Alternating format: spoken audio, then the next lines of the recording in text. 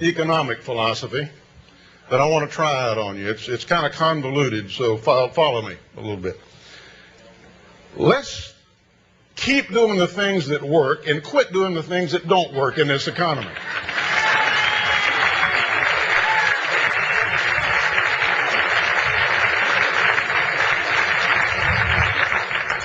Lower taxes and tax rates that encourage people to get out and work and invest and do the things we say that we want them to do works. It's been proven time and time again. The administration came into office, the recessionary phase was on the way. Then we had the dot-com bubble burst. Then we had the Wall Street scandals. Then we had September 11. All things that could really, really hurt an economy. Put in tax cuts in 2001, tax cuts 2003. People went to work, invested, innovated, created. We've had 22 successive quarters of economic growth in this country. We proved again what was proven back in the 1920s during the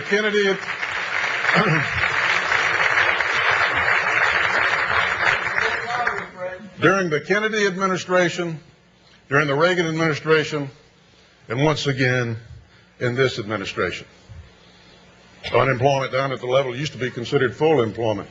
Jim Miller can tell you about that. A few years ago, low inflation, good economy, even the deficit as a percentage of our economy is within historical norms. It's not that high. So that's what works. That's what works. We need to move on and learn that lesson and move on from it and take the next lesson. We have the second highest corporate tax rate in the industrialized world. And talking about corporate taxes, you're not talking about just some fat cat sitting in a back room. You're talking about stockholders, you're talking about workers, you're talking about the need to be competitive in a global economy in order to create those jobs that we all want. We are only one of two nations that hasn't reduced its corporate tax rate since 1994.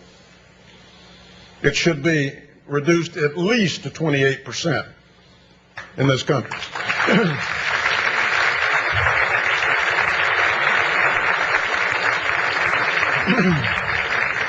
And getting back for a moment, this concept of lost revenue on tax cuts, well, look how much revenue the government has lost. Look how much revenue we have lost. When you have tax cuts, the revenue is not lost. The taxpayer knows where it is. It's in his pocket.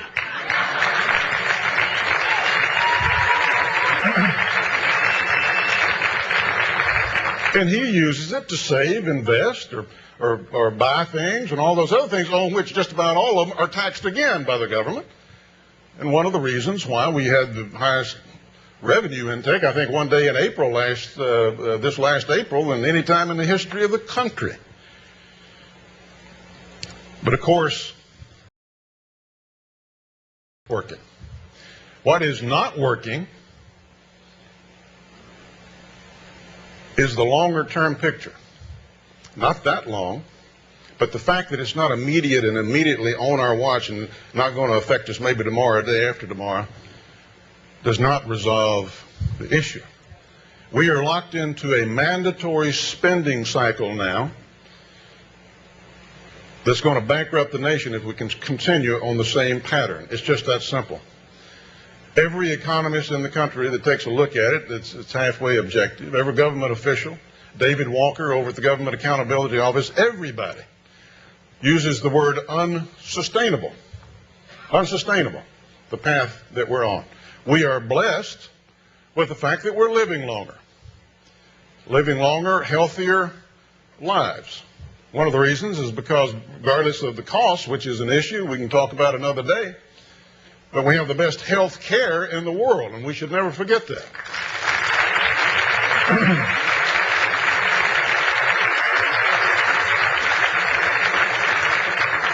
Fewer and fewer workers, however, proportionately to the retiring community. So we are in danger, if we don't do some things differently, of changing a blessing into a curse for the next generation. And I think we're better than that. I don't think that we're going to do that. Now, discretionary spending, of course, is always an issue. The pork barreling and the earmarks and all that get a lot of publicity, as well as they should, and it's an activity that needs to have the whistle blown on it each and every occasion. But it's really the tail of a much bigger dog. Discretionary spending in general, where our military resources come from. Only spending 4% of the budget now, thereabouts, as far as our military is concerned. We're going to have to do better than that in the future. Hate to tell folks.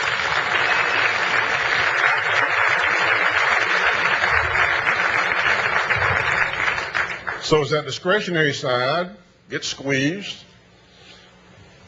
we think back to prior times when our nation was in conflict, and the fact that the discretionary side of the budget was reduced drastically.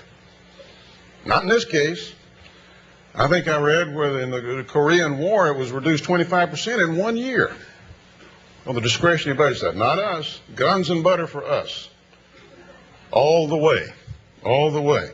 But again, this discretionary part is a smaller and smaller and smaller part of the issue. We must look at the mandatory part.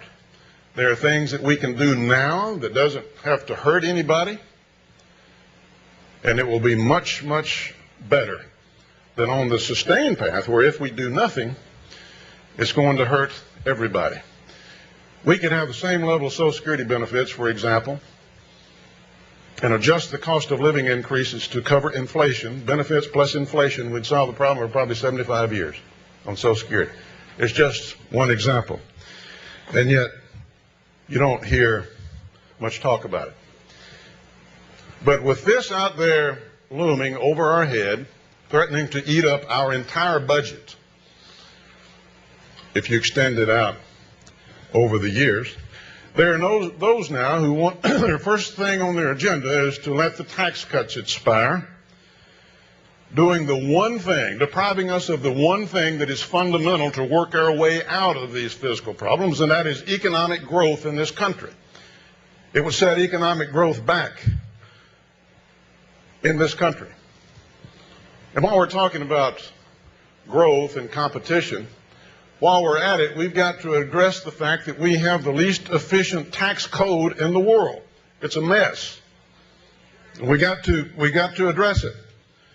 We've had commission and advisory panel one after another, come up with recommendations about the way we can consolidate these various programs,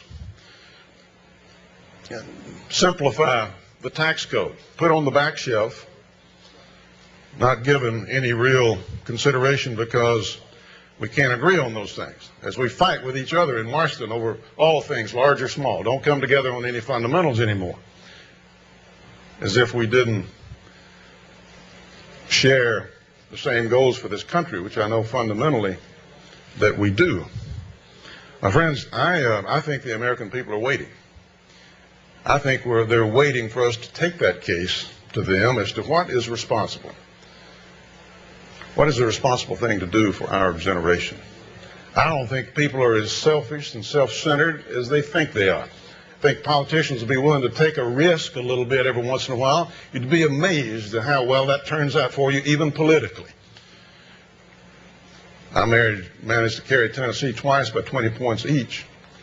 And I think that the thing that was most valuable to me is always I knew I had term limits I put on myself, and I knew I was going back home one of these days soon anyway, regardless of how my thoughts were received. That's not out of a sense of a brashness, but it's out of a sense of a freedom to speak what you believe to be is the truth. My friends, I see us as a nation of free people in a free country that rewards work and innovation. A good nation that takes care of those who can't take care of themselves. And that includes our own children and our own grandchildren and those yet to be born. In this country, we are steeped in the tradition of honor and sacrifice for the greater good. And the greater good today is the continued prosperity of this nation. I would think that that's a very good reason to be a member of this organization. And I can tell you, it's the very best reason to run for President of the United States. Thank you very much.